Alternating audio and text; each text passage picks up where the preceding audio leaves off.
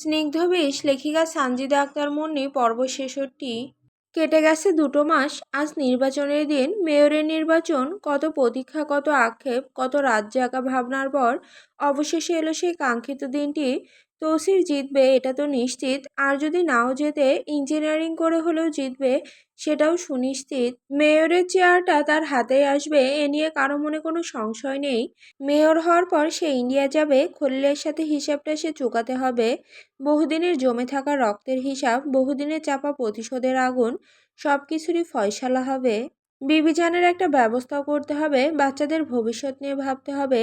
এই ৩ জনের জন্য একটা মসৃণ, নিরাপদ, ঝলমলে জীবন রেখে যেতে হবে তাকে, যেখানে তাদের কোনো অভাব থাকবে না, কোনো ভয় থাকবে না। নাজহার সাথে সম্পর্কের উন্নতি বোধহয় আর হবে না, অন্তত এই জীবনে তা আর সম্ভব নয়।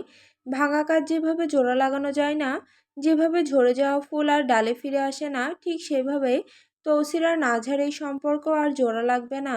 নিজের দোষ মেনে নিয়ে তৌসির এক প্রকার হাল ছেড়ে দিয়েছে। মাঝে মধ্যে নাজহার কাছে যায় বটে, ভালোবাসার একটুখানি উত্তাপ খুঁজে পাওয়ার আশায়। নাজহা কখনো নিজেকে ছুতে দেয়, কখনো আবার এক ঝটকায় দূরে সরিয়ে দেয়, কখনো নীরব সম্মতি, কখনো নিঃশব্দ প্রতিবাদ। এভাবেই খুঁড়িয়ে খুঁড়িয়ে চলছে জীবন। এখন বাজে দুপুর ৩টে। পুরো বাড়ির সবাই ফলাফলের অপেক্ষায় স্তব্ধ, থমথমে। বাইরে হালকা রোদ, ভেতরে ভারী নিস্তব্ধতা। তৌসির গোসল সেরে খেয়ে দিয়ে ঘরের বেলকনিতে বসে আছে, কপাল কুঁচকে এক দৃষ্টিতে তাকিয়ে আছে আকাশের দিকে। আকাশটা আজ পরিষ্কার, ঝকঝকে নীল, কোথাও এক টুকরো মেঘ নেই, অথচ তৌসিরের মনের আকাশে মেঘ রোদের এক অন্যরকম খেলা চলছে। নাজহাও বেলকনিতেই দাঁড়িয়ে আকাশ দেখছে। বাচ্চারা এখন এখানে নেই, বাড়ির সবার কাছে ঘুরে ঘুরে আদর কুড়াচ্ছে। আকাশ দেখতে দেখতে সে ভাবছে, আচ্ছা, তার এই বয়সটা কি এসবের মাঝে আটকে থাকার? সত্যিই কি তাই? তার বয়স বর্তমানে মাত্র ১৯। এখন তার ওড়ার বয়স, মুক্ত হয়ে থাকার বয়স, প্রজাপতির মতো এক ফুল থেকে আরেক ফুলে ঘুরে বেড়ানোর বয়স। নিজের একলা রঙিন আকাশ থাকার কথা, বাতাসে চুল উড়িয়ে হাসার কথা, স্বপ্ন দেখার কথা, সুখে থাকার কথা। তাহলে এই এতটুকু বয়সে তার কেন এত বিরহ, কেন এত দুঃখ, কেন এত ভার বুকে? তার বয়সী ছেলেমেয়েরা যেখানে বিন্দাস জীবন পার করছে, ক্যাম্পাসে হাসি ঠাট্টায় মেতে আছে, ভবিষ্যতের রঙিন স্বপ্ন বুনছে, সেখানে আসছে নিয়তির কাছে হেরে গেছে নিঃশব্দে। ঘৃণা, চাপা রাগ, অভিমান আর না পাওয়া ভালোবাসায় এক বুক ব্যথা নিয়ে ৩-৩টে প্রাণের অস্তিত্ব টিকিয়ে রাখার উছিলায় হয়ে বেঁচে আছে সে। জীবন বড়ই বিচিত্র, বড়ই নির্মম। নাঝার জীবন তাকে সুখ দিয়েও দিল না, বরং একটুখানি সুখের স্বাদ জিভে ছুঁয়ে দিয়ে তার জীবন থেকে সুখ নামক শব্দটাকে বিষাদে পরিণত করে দিল। নিয়তি তার সাথে মন্দ খেলেনি, দুঃখে ভরিয়ে দেওয়ার কোনো অংশে কমতি রাখেনি। বিষণ্ণ মনে আকাশের দিকে তাকিয়ে নাঝা এসবই ভাবছে। আজকাল তার আর কারো প্রতি ঘৃণা কাজ করে না। ঘৃণা করতে করতে ক্লান্ত হয়ে গেছে সে, রাগ করতে করতে ফুরিয়ে গেছে তার ভেতরটা। এখন সে শুধু ভাবে, এসব কিছু তাকে প্রতিনিয়ত ভাবায়। কেমন করে যে ভাবায় তা কাউকে বোঝানোর সাধ্য তার নেই। মাথার ভেতরটা কখনো ঝড়ের মতো এলোমেলো, কখনো আবার শ্মশানের মতো নিস্তব্ধ হয়ে যায়। দীর্ঘশ্বাস ছেড়ে বেলকনি থেকে ঘরের দিকে ফেরে নাঝা। পায়ের নিচে মেঝের ঠান্ডা স্পর্শ অবিকল তার ভেতরের উত্তাপকে আরো চেপে ধরে। তৌসির চুপ করে বসেই থাকে। সে এখন বুঝতে পারে নাজহার অবস্থা। এতটুকু বয়সে এত বড় ঝড় সামলে নেওয়া কারো পক্ষেই সম্ভব না। সবাই তো আর তৌসির নয় যে ভেতরে ক্ষত লুকিয়ে বিন্দাস হয়ে ঘুরে বেড়াবে, যে অন্তর রক্তক্ষরণ ঢেকে রেখে মুখে হাসি ফোটাবে। সবাই তৌসির না। প্রতিটি মানুষের সহ্য ক্ষমতা আলাদা, প্রতিটা মানুষের কাঁধের জোর আলাদা। নাজহার কাঁধ এখনো এত ভার বহন করার মতো শক্ত হয়নি। তৌসির অনেকক্ষণ বসে থেকে উঠে ঘরে আসে। নাজহা বাচ্চাদের ঘরে নিয়ে এসেছে। ৩জনই সজাগ, চোখ পিটপিট করে চারপাশ দেখছে। তাদের বয়স এখন ৩ মাস ১০ দিন। এক একজন বেশ গোলুমোলু হয়েছে, হাতে গালে পায়ে চর্বির ভাঁজ, সাথে ভীষণ সুন্দর। কারো দিক থেকে চোখ ফেরানো সম্ভব নয়। মনে হচ্ছে ৩টে ছোট্ট চাঁদ পাশাপাশি বিছানার উপর শুয়ে আছে। নাজহা মেয়ের নখ কেটে দিচ্ছে সাবধানে, খুব যত্নে, যাতে ছোট্ট আঙুলে একটু আঁচড় না লাগে।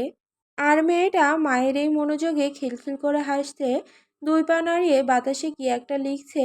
তৌসির ঘরে এসে চুপচাপ বিছানার কোণে গিয়ে বসে, কিছুক্ষণ ওদের দেখে, তারপর নাজহাকে উদ্দেশ্য করে জিজ্ঞেস করে, তালুকদার বাড়িতে যাবে তোমরা? তোমার বাবা বারবার বলছেন যাতে নিয়ে যাই তোমাদের। আগামীকাল সময় আছে, যাওয়ার হলে রেডি থেকো। নাজা এটা শুনে স্থির হয়ে যায়, হাতে নেইল কাটারটা থমকে যায়। মেয়ের ছোট্ট আঙুলের কাছে কিছুক্ষণ চুপ থেকে মলিন ও ক্ষুণ্ণ কণ্ঠে বলে, না, যাব না আমি। তৌসির এতে বেশ অবাক হয়ে জিজ্ঞেস করে, কেন? কয়দিন আগেও তো যাওয়ার জন্য মরিয়াছিলি, এখন না করস কেন? নাজা তৌসিরের দিকে এক পলক তাকায়, সেই দৃষ্টিতে অজস্র না বলা কথার ভার। তারপর চোখ সরিয়ে নিয়ে বলে, এখন ইচ্ছে নেই তাই যাব না, আপনাকে কৈফিয়ত দেওয়ার কোনো কারণ দেখছি না। তৌসির তিক্ত গলায় বিরক্তি নিয়ে বলে, এই সিনাল কথাবার্তা কস কেন? সুন্দর করে কথা বলা যায় না? নাজা তৌসিরের দিকে তাকিয়ে কঠিন গলায় বলে, মুখ সামলে কথা বলুন, আমার সাথে গালাগালি করবেন না। তৌসির নাজহার দিকে এগিয়ে আসে, ওর দিকে ঝুঁকে চোখে চোখ রেখে নিচু কিন্তু ধারালো গলায় বলে, কর্ম, আমার বউ তুই, আর আমি আমার বউয়ের সাথে যেমনে মন ধরে অমনে কথা কমু। নাজহা এ কথা শুনে কঠিন দৃষ্টিতে তৌসিরের দিকে তাকায়। সেই দৃষ্টিতে আগুন আছে, বরফও আছে, আছে ঘৃণার তীক্ষ্ণতা, আবার ক্লান্তির নীরবতা। এরপর আর কিছু না বলে উঠে দাঁড়ায় সে। সে জানে এই লোকের সাথে তর্ক করে সময় নষ্ট করে লাভ নেই। কথা কাটাকাটিতে সে জিততে পারবে না, আর জিতলেই কি লাভ হবে? উঠতে উঠতে নাজহা বলে, ওদেরকে দেখুন, আমি গোসল করিনি এখনো, গোসল করে আসছি। তৌসির মাথা নাড়িয়ে বলে, আচ্ছা। কাপড় নিয়ে নাজহা ওয়াশরুমে চলে যায়। তৌসির নিজের সন্তানদের কাছে এসে নওয়াব আর তুরাবকে কোলে তুলে নেয়, দুজনের গালে গাঢ় করে চুমু খায়। একবার নয়, বারবার। তার মনে হয় সমস্ত দুনিয়ার শূন্যতা এই দুই ছোট্ট গালে চুমু দিয়ে ভরিয়ে ফেলবে। আহা, কতদিনের আক্ষেপ! যদিও মাঝে মধ্যে এখন কোলে নিতে পারে ওদের, তবু প্রতিবারই মনে হয় প্রথমবার। এই ছোট্ট দুটো প্রাণ তার বুকের ভেতরটা ভীষণ নরম করে দেয়। বাইরের দুনিয়ার সব হিসাব নিকাশ, সব ক্ষোভ, সব ক্রোধ, সব হিংসা ওদের মুখের দিকে তাকালেই মুহূর্তে গলে জল হয়ে যায়। নওয়াবের গালটা সদ্য বানানো নরম রুটির মতো তুলতুলে। চুমু দিলে মুখে মিষ্টি একটা ঘ্রাণ পায় তৌসির। শিশুর মায়ের দুধ আর নরম চুলের মিশেলে এই স্বর্গীয় সুবাস, যা পৃথিবীর কোনো সুগন্ধির সাথে তুলনীয় নয়, যা শুধুমাত্র একজন বাবাই চিনতে পারে। ওদের দেখে তৌসিও নিজের হাত পা নাড়াতে থাকে, যাতে বাবা যাতে তাকেও কোলে নেয়। ছোট্ট ঠোঁট দুটো ফুলিয়ে কেমন এক অভিমানী দৃষ্টিতে তাকিয়ে থাকে বাবার দিকে। মেয়েটার এই হাত পা নাড়ানোর দৃশ্যে তৌসিরের মৃদু হাসে। ছোট্ট একটা শিশু বাবার ভালোবাসা কেড়ে নেওয়ার জন্য কতটা চেষ্টা করতে পারে তা আজ তৌসি নিজ চোখে দেখছে। তার বুকের ভেতরে কেমন একটা মায়ের জ্বর বয়ে যায়। সে খালি গলায় বলে, আরে আমার মা, তুমি কামড়াকামড়িতে কেন পড়লা? আসো, বাবার বুকে আসো। তৌসির ছেলে মেয়ে তিনজনের মাঝখানে চিত হয়ে শুয়ে পড়ে। নওয়াবকে ডান দিকে রাখে, তুরাবকে বাঁ দিকে, আর তৌসিকে বুকের উপর রেখে নিশ্চিন্তে শুয়ে পড়ে। তিনটা প্রাণের ওজনে তার বুক চাপা পড়ে গেলেও এই চাপ তাকে ভারী লাগে না, বরং মনে হয় এ বোঝাই তার জীবনে সবচেয়ে মিষ্টি বোঝা, সবচেয়ে কাঙ্ক্ষিত ভার। এই ভার সে বয়ে বেড়াতে চায় সারা জীবন, নিজের শেষ নিঃশ্বাস অবধি। তৌসির এখন খালি গায়ে। তৌসির ওর বুকে এদিক ওদিকে নড়ে মায়ের দুধ খুঁজছে। ছোট্ট মাথাটা এদিক ওদিক ঘোরাচ্ছে, ঠোঁট বাড়াচ্ছে, খোঁজার সে কি আকুতি। তৌসির এটা বুঝতে পেরে হাসতে হাসতে বলে, যা খুঁজছো তা দেওয়ার সাধ্য একমাত্র তোমার মায়েরই আছে মা, আমার নেই। তৌসির ছোট্ট হাতের আঙুলে টেনে ধরে বাবার উন্মুক্ত বুকের লোম। সেই টানে তৌসিরের ব্যথা পাওয়ার কথা, কিন্তু বিস্ময়করভাবে সে ব্যথাও তার ভালো লাগছে। নাও আবার তুরাব গড়িয়ে যাওয়ার চেষ্টা করছে, কিন্তু পারছে না, তাই শুধু হাত পা নাড়াচ্ছে। তারা ছোট্ট মুখে কেমন এক গোঙানির সুর তুলছে। কেউ কাঁদছে না, বাবার উষ্ণতা পেয়ে সবাই ভিন্ন রকম এক আনন্দ অনুভব করছে। এমন এক তৃপ্তি যা মায়ের কোলে পাওয়া তৃপ্তির চেয়ে হয়তো আলাদা, কিন্তু কোনো অংশে কম নয়। তৌসির ওদের মুখের দিকে তাকিয়ে তাকিয়ে ভাবে, এই তিনটা মুখই তার জীবনের সবচেয়ে বড় প্রাপ্তি, সবচেয়ে বড় অর্জন। আজ সে নির্বাচন জিতুক আর হারুক, মেয়ের হোক আর না হোক, এই তিনজন তার কাছে পৃথিবীর সমস্ত সিংহাসনের চেয়েও বড়, সমস্ত ক্ষমতার চেয়েও দামি। সে নিজের মনে মনে প্রতিজ্ঞা করে, এই তিনজনের মাথার উপর কোনো মতেই কোনো কালো ছায়া না পড়ে। বাবা হিসেবে তার জীবনে যা পাওয়ার ছিল, যা হারিয়েছে, তার প্রতিটি অভাব ওরা যাতে দ্বিগুণ ভালোবাসা পেয়ে পূরণ করে ফেলতে পারে। ওরা যাতে কোনোদিন না বলে বাবা ছিল না, ওরা যাতে বলে বাবা ছিল, আকাশের মতো ছিল, ছাদের মতো ছিল। নওয়াব হঠাৎ বাবার গালে নিজের ছোট্ট হাতটা রাখে। সেই স্পর্শে তৌসিরের গোটা শরীরে কেমন একটা শিরশিরে অনুভূতি বয়ে যায়, বৈদ্যুতিতে এক শিহরণ মতো। 3 মাসের একটা শিশুর হাত, কোমল, তৃপ্ত, নিরাপদ। এই হাতই ঠিক বলে দিচ্ছে, বাবা আমরা আছি তো, তুমি একা না। সেই না বলা ভাষা তৌসির স্পষ্ট শুনতে পায় বুকের ভেতরে। তৌসির আর নিজেকে সামলাতে পারে না, তার চোখের কোণ বেয়ে এক ফোঁটা পানি গড়িয়ে পড়ে গাল বেয়ে, গড়িয়ে পড়ে নওয়াবের ছোট্ট আঙুলের ওপর। বাবার চোখের পানি দেখে তুরাব খানিকটা থতমত খেয়ে তাকিয়ে থাকে। ও বোধহয় বুঝতে পারছে এই লোকটার চোখের পানিতে কোনো দুঃখ নেই, আছে শুধু আনন্দ, প্রচুর আনন্দ, বুক ভরা তৃপ্ত। তৌসির চোখ মুছে একে একে তিনজনের কপালে চুমু দেয়, ফিসফিস করে কিন্তু স্পষ্ট উচ্চারণে বলে, ওরে আমার জানের টুকরোগুলো, তোরা তিনজন যেদিন হাঁটতে শিখবি সেদিন বাবার হাত ধরে হাঁটবি। বাবার সামনে দাঁড়িয়ে তোদের কোনো কিছুর অভাব বলতে হবে না রে। বাবা আছে, বাবা থাকবে, ওরা কিছুই বোঝে না। তবু বাবার গলার আওয়াজ শুনে তিনজনই তাকিয়ে থাকে তৌসিরের দিকে। ছোট্ট চোখগুলো মনে হয় গিলে নিচ্ছে বাবার প্রতিটা শব্দ। মনে হয় ওরা আসলেই বুঝতে পারছে এই কণ্ঠস্বরটাই ওদের পৃথিবীর সবচেয়ে নিরাপদ ঠিকানা, সবচেয়ে বিশ্বস্ত আশ্রয়। গোসল শেষে নাঝা বেরিয়ে আসে, এসে বিছানার পাশে দাঁড়ায়। দূর থেকে দৃশ্যটা দেখে তার বুকের ভেতরটা কেমন একটা মোচড় দিয়ে ওঠে। দমটা ঠিক এক মুহূর্তের জন্য আটকে যায়। খালি গায়ে শুয়ে থাকা তৌসির আর তার চারপাশে ছড়িয়ে ছিটিয়ে থাকা তিনটা ছোট্ট প্রাণ। এই দৃশ্যটা দেখে তার চোখে কোনোদিন দেখার তিক্ততা নেই, শুধু আছে এক গভীর অবিচ্ছেদ্য দুঃখ যা ভাষায় বোঝানো যায় না। নাঝার পরনে একটা কালো কুর্তি, ভেজা লালচে কালো, কেশ তরঙ্গ থেকে টুপটুপ করে পানি ঝরে পড়ছে কাঁধে, পিঠে। কুর্তির কালো কাপড় সেই পানিতে আরো গাঢ় হয়ে উঠছে। তার গোলাপি অধরে লেগে আছে পানির ফোঁটা, অবিকল গোলাপের পাপড়িতে জমে থাকা শিশির বিন্দুর মতো। তাকে দেখে সদ্য ফোটা একটি ফুলের মতো মনে হচ্ছে। তৌসির একদৃষ্টিতে নাঝার দিকে তাকিয়ে থাকে। সে শুনেছে মাতৃত্ব নাকি সৌন্দর্য নষ্ট করে দেয়, শরীরের রেখা এলোমেলো করে দেয়, চোখের নিচে ছায়া ফেলে দেয়, কিন্তু নাঝার বেলায় তা বোধহয় উল্টো হয়েছে। তার সৌন্দর্য কমেনি, বরং আরও বেড়ে উঠেছে, আরও গভীর হয়েছে, আরও পূর্ণতা পেয়েছে। মনে হয় কাঁচা ফুলের সৌন্দর্য এখন পাকা ফুলের মাদকতায় রূপ নিয়েছে। তৌসিরের এই দৃষ্টি দেখে নাঝা বুঝে যায় সে কেন এভাবে তাকাচ্ছে। সে তৌসিরের দিকে ঝুঁকে বুক থেকে মেয়েকে নিজের কোলে তুলে নেয়। নাঝা ঝুঁকে পড়ার সময় তার চুল থেকে ঝরে পড়া কয়েক ফোঁটা পানি তৌসিরের বুকে গিয়ে পড়ে। তৌসির চোখ বুজে নাঝার শরীরের ঘ্রাণ নেয়, সদ্য গোসল সেরে আসা এক নারীর সাবান আর শ্যাম্পুর মিশ্র সুবাস, যা তার মাথার নেশার মতো ঘুরপাক খেতে থাকে। নাঝা মেয়েকে কোলে নিতে নিতে কপাল কুঁচকে তৌসিরকে বলে, এত নাটক না করে উঠুন, ওদের নিয়ে বাইরে যান, আমি মেয়েকে খাইয়ে একটু ঘুমাবো। তৌসির এই কথা শুনে কপাল কুঁচকে বলে, কেন, আমরা বাপ ছেলেরা বাইরে যাব কেন, আমরাও ঘুমাবো। নাঝার আগে চোখে তৌসিরের দিকে তাকায়। ওর এই দৃষ্টিতে এমন কিছু আছে যা কথায় বলা যায় না, শুধু অনুভব করা যায়। ওর এমন তাকানো দেখে তৌসির আর কোনো কথা না বাড়িয়ে দুই ছেলেকে নিয়ে ঘর থেকে বেরিয়ে যায়। এদের ঘুম কম, নিজেরাও ঘুমায় না, নাঝাকেও ঘুমাতে দেয় না। সারাদিন সারা রাত কেমন এক নাচানাচি চলে ওদের। আবার যতক্ষণ মায়ের কোলে থাকবে ততক্ষণ ঠিকই ঘুমাবে। মায়ের বুকে ধুকপুকানিতে নিশ্চিতভাবে তাদের ঘুমের দোলনা লুকিয়ে আছে। কিন্তু তিনজনকে একসাথে নিয়ে ঘুমানো নাঝার পক্ষে সম্ভব নয়।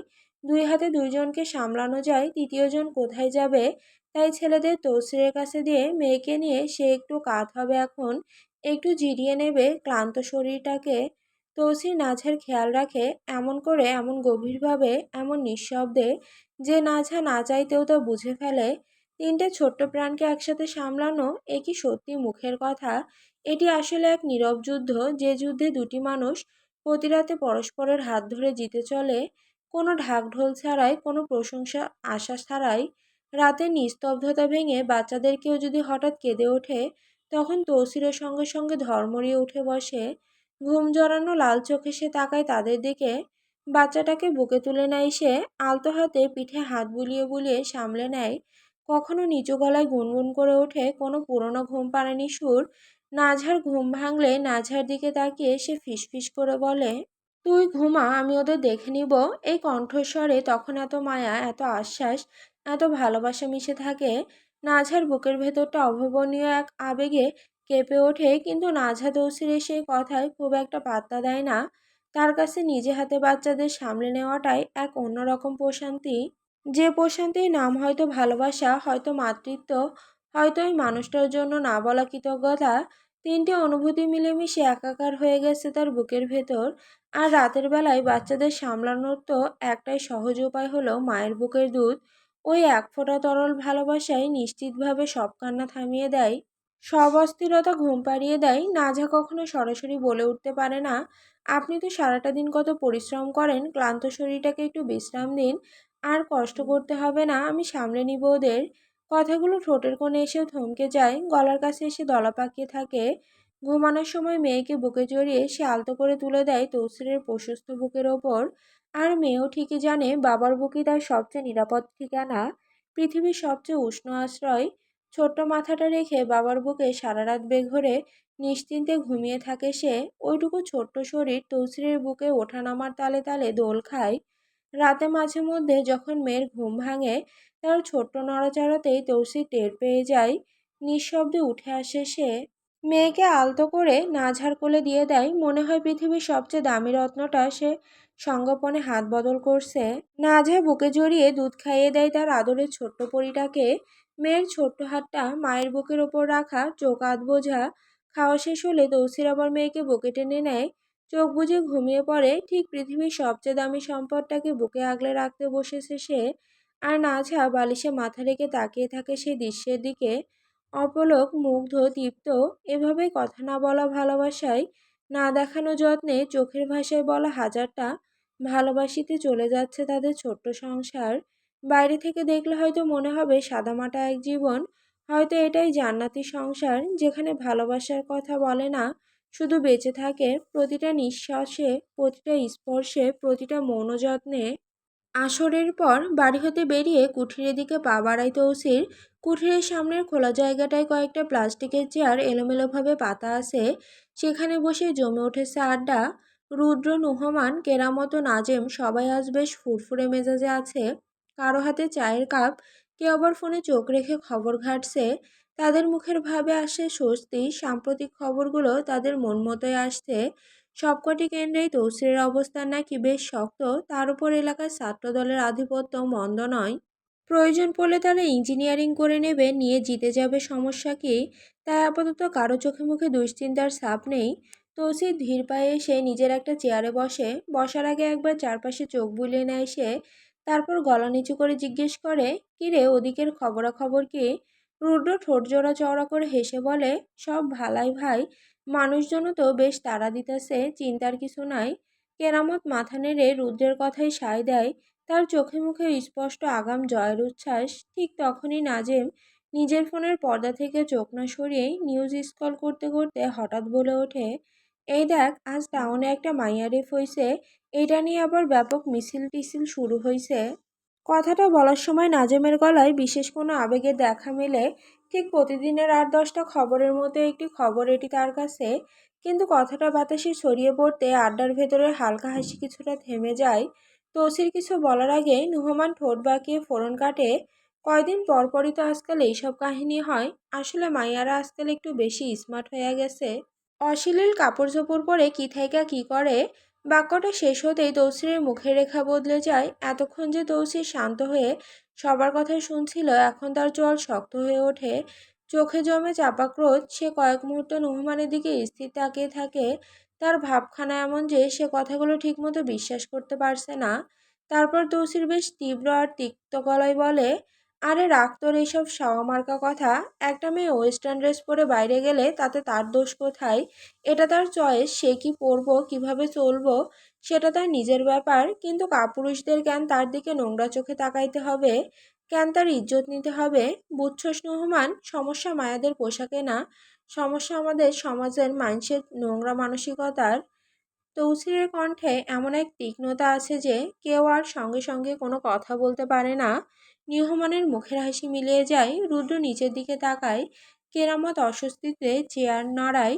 বাগানের বাতাসও হঠাৎ থমকে যায়। কিছুক্ষণ পর নাজেম গলা খাকারি দিয়ে ধীরে বলে, ঠিকই কইসোস। অন্যরাও মলিন কণ্ঠে সায় দেয়, কিন্তু তৌসিরের চোখে এখনও সে অস্থিরতা। মনে হয় এই কথাটা শুধু একটি সংবাদকে ঘিরে নয়, তার বুকের ভেতর লুকিয়ে থাকা বহুদিনের ভয়, অসহায়তা আর ক্ষোভকে একসঙ্গে নাড়িয়ে দিচ্ছে। সে মাথা একটু নিচু করে, তারপর বুকের গভীর থেকে দীর্ঘশ্বাস বেরিয়ে আসে, আক্ষেপ মাখা কণ্ঠে বলে, সে বলে, আল্লাহ আমারে মেয়ের বাপ বানাইলো, আমার কোলে একটা ফুল দিল, এই কুকর্মের দেশে আমি এই ফুলটারে কেমনে আগলায় রাখমু। এখন সারাক্ষণ এই চিন্তাই করি রে। মেয়ের বাপ হওয়ার আগে নারীদের প্রতি ধারণা একরকম থাকে, আর বাপ হওয়ার পর সেটা একদম বদলায়া যায়। মেয়ের বাপ হইয়া বুঝলাম দুনিয়াতে মেয়ে সন্তানের চেয়ে সুন্দর উপহার আর কিছুই হয় না। কথাগুলো বলতে বলতে তার গলা ভারী হয়ে আসে। তার চোখের সামনে ভেসে ওঠে তার ছোট্ট মেয়েটার মুখ, নিষ্পাপ হাসি, ছোট ছোট হাত। সেই ভাবনায় তৌসিরকে এক মুহূর্ত শক্ত মানুষ থেকে ভীষণ অসহায় এক বাবায় পরিণত করে। তৌসির আর কিছু বলে না, বুকের ভেতর জমে থাকা কষ্টটাকে দীর্ঘশ্বাসের সঙ্গে বাইরে বের করে দেয়। এই দীর্ঘশ্বাসে আছে ভয়, ভালোবাসা, অনুশোচনা আর এমন এক অনিশ্চয়তা যার কোনো সহজ উত্তর নেই। পরিবেশটা ক্রমেই ভারী হয়ে উঠছে, সবাই যে যার মতো করে চুপ হয়ে আছে। সেই নীরবতার মাঝেই রুদ্র একটু ইতস্তত করে তৌসিরের দিকে তাকায়, তার চোখে কৌতূহলের চেয়ে উদ্বেগই বেশি। ধীরে ধীরে সে জিজ্ঞেস করে, আচ্ছা তৌসির ভাই, ভাবির লগে কি সব ঠিক হয়েছে তোমার? প্রশ্নটা শুনে তৌসিরের মুখে এক অচেনা ছায়া নেমে আসে। সে কিছুক্ষণ চুপ করে থাকে, দূরের কুঠিরের গেটের দিকে তাকিয়ে থাকে, সম্ভবত সেখানে হারিয়ে যাওয়া কোনো উত্তর খুঁজছে। তারপর খুব নিচু মলিন গলায় বলে, ওর চোখের সামনে ওর বাপের মতো চাচারে মাইরা ফেলছি আমি। ও কি আর কোনোদিন আমারে মাইনা নিব? আমি চাই না সে আমাকে মাফ করুক, মাইনা নিক। আমার একটাই চাওয়া, আমার 3টা বাচ্চারে সে বড় করুক, আমাকে ঘেন্না করুক, তবু আমার সাথেই থাকুক। শেষ কথাটা বলতে গিয়ে তার গলা কেঁপে ওঠে কিনা তা কেউ নিশ্চিত বুঝতে পারে না। তবে সবাই বোঝে তৌসিরের ভেতরে এমন এক ভাঙন আছে যার শব্দ বাহির থেকে শোনা যায় না। তৌসিরের কথা শুনে নাজেম বিরক্তিতে গালি দিয়ে ওঠে, তুই হইলি একটা আস্ত বাঞ্চুত শালা, সব জেনে শুনে করবি না, নিজের সুখের সংসারে নিজে আগুন লাগাইলি। তৌসির কোনো জবাব দেয় না, এ কথার কিছু প্রশ্নের জবাব থাকে না, কারণ জবাব দিলেও অপরাধের ভার কমে না, ভাঙা সম্পর্ক জোড়া লাগে না, এমনকি হারিয়ে যাওয়া বিশ্বাস ফিরে আসে না। সে আনমনে ঠোঁটের কোণে একটুখানি ম্লান হাসি ফুটিয়ে মাথা নিচু করে নেয়। তার বলার মতো আর কিছু অবশিষ্ট নেই, এটাই তো সবচেয়ে বড় সত্যি। এদিকে পাটোয়ারি বাড়ির দৃশ্য আজ বেশ সরগরম। তৃষ্ণার সৎ বোনের বিয়ে আগামীকাল, তাই ওকে নিতে ওর বাবা এসেছিলেন। তার হাতে সাদা কাগজে মোড়ানো এক প্যাকেট মিষ্টি, গায়ে সদ্য ইস্ত্রি করা ধবধবে পাঞ্জাবি। বাহ্যিক পরিপাটির আড়ালে কিন্তু তার চোখে মুখে লেপ্টে থাকে চিরচেনা এক ব্যস্ততার ছায়া, যা দেখে সহজে অনুমান করা যায় মানুষটা আসলে আসতে চান না, আসেন দায়ে পড়ে। মুখে বলেন ছোট মেয়ের বিয়ের অনুষ্ঠান, ঘর ভরা কাজের চাপ, তাই দুদিনের জন্য তৃষ্ণাকে নিতে এসেছেন। কিন্তু মনের গভীরে কথাটা থাকে অন্যরকম, বড় মেয়েটাকে দিয়ে খাটিয়ে নেওয়া ছাড়া উপায় কি? তখন ওয়াসিম বাড়িতে নেই, ভোরের আলো ফোটার আগেই সে বেরিয়েছে মাছের বাজারের উদ্দেশ্যে। শীতজা বেগমের ধারণা, ছেলের এই নতুন বইয়ের প্রতি কোনো টান নেই, বিয়েটা তার চোখে শুধু কাগজে কলমে সইয়ের এক নিছক আনুষ্ঠানিকতা। সেই সরল বিশ্বাসের ওপর ভর করেই তিনি বিনা দ্বিধায়, বিনা কুণ্ঠায় সিদ্ধান্তটা জানিয়ে দেন তৃষ্ণাকে। যাও তুমি, দুদিন থেকে এসো, এত বড় বাড়িতে তোমাকে ছাড়া কাজ চলবে না এমন তো নয়। তৃষ্ণা যেতে চায় না, ঘরের কোণে সিটিয়ে দাঁড়িয়ে আঁচলের ভাঁজে আঙুল গুজে সে ফিসফিস করে বলে, মা, উনি যদি বাড়ি ফিরে আমাকে না পান, একবার জিজ্ঞেস করে নিই না, উনি ফিরুক তারপর।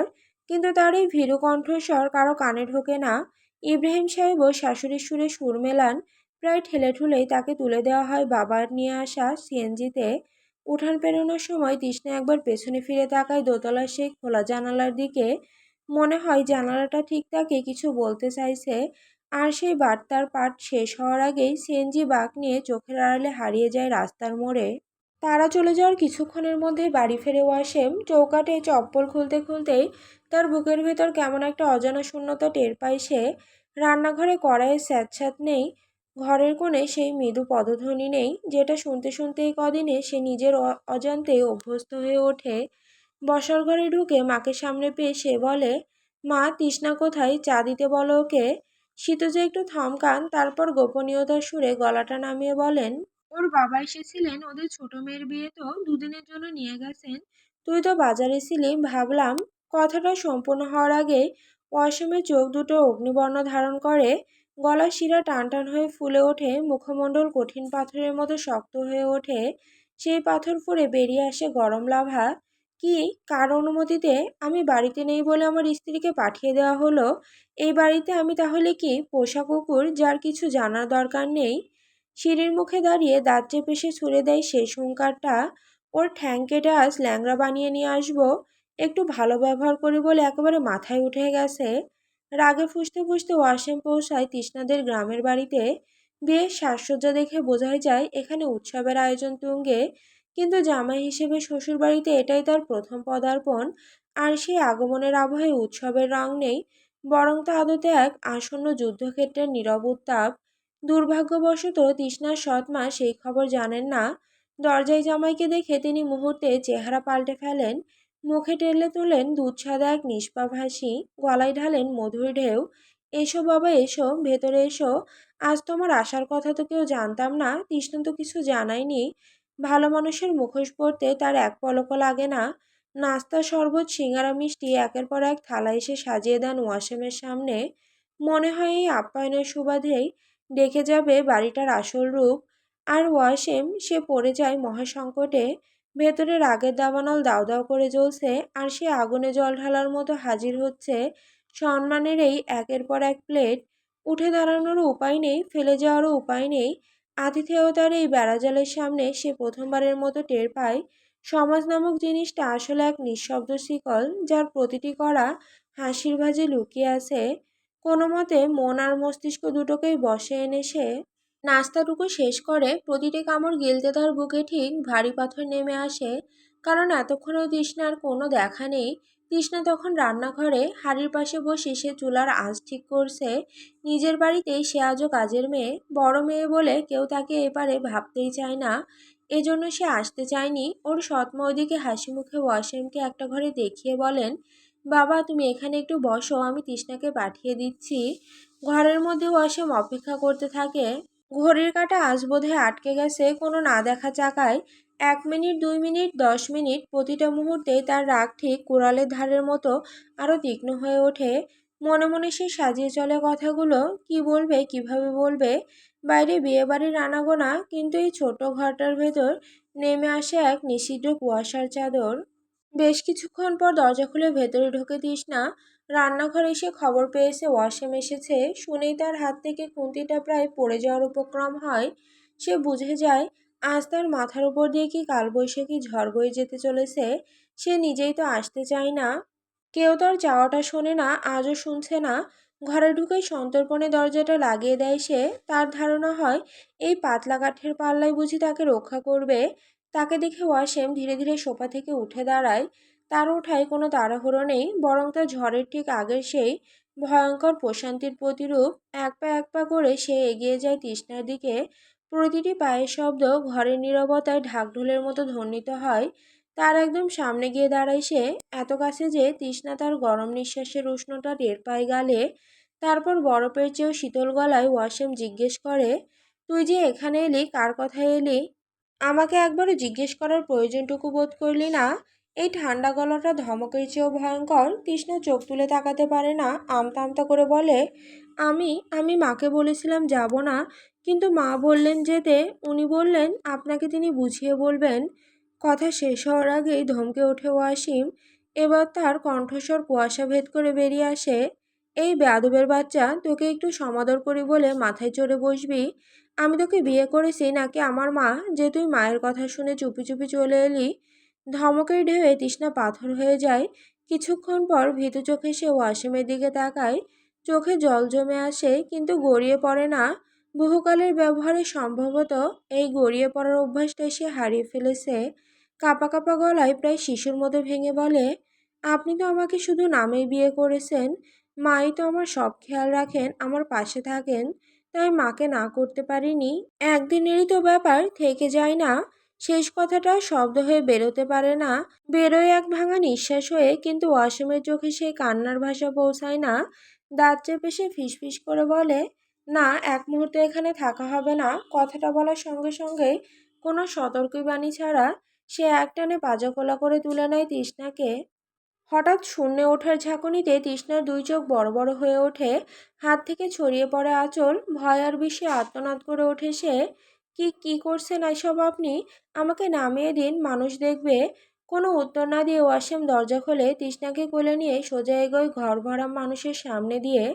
স্থির অটল অবিচলিত পায়ে। উঠানে এক পলকে সব থমকে যায়। মেহমানরা হাঁ করে তাকিয়ে থাকেন। তৃষ্ণার সৎ মা আর বাবা হতভম্ব হয়ে দৌড়ে এসে দাঁড়ান ওয়াসিমের সামনে। তৃষ্ণার বাবা কাচুমাচু হয়ে জিজ্ঞেস করেন, কিছু কি হয়েছে বাবা? তৃষ্ণাকে এভাবে কোলে তুলে নিয়ে যাচ্ছ যে? ওয়াসিম প্রথমে তাকায় তৃষ্ণার মুখের দিকে, যেখানে ভয়, লজ্জা আর বিস্ময় একাকার হয়ে জমাট বেঁধেছে।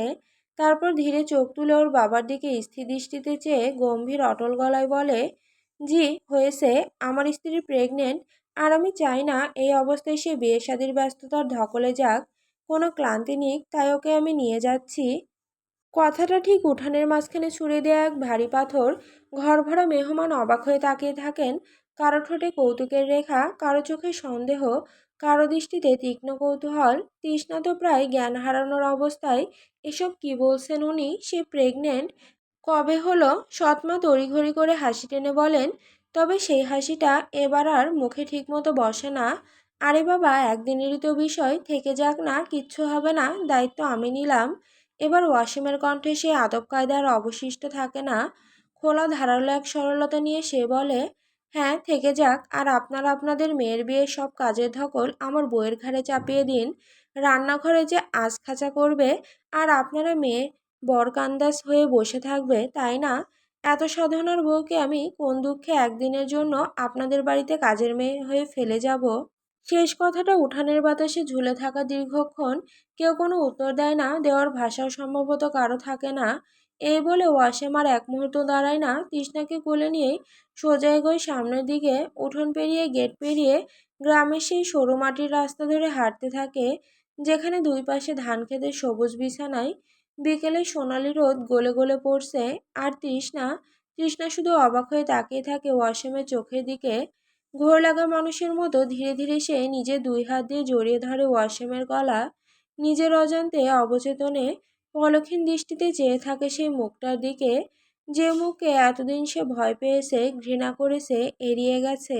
জীবনে প্রথমবার এই বাড়িতে, এই মাটিতে সেই তার হয়ে এতগুলো মানুষের সামনে দাঁড়িয়ে কথা বলল।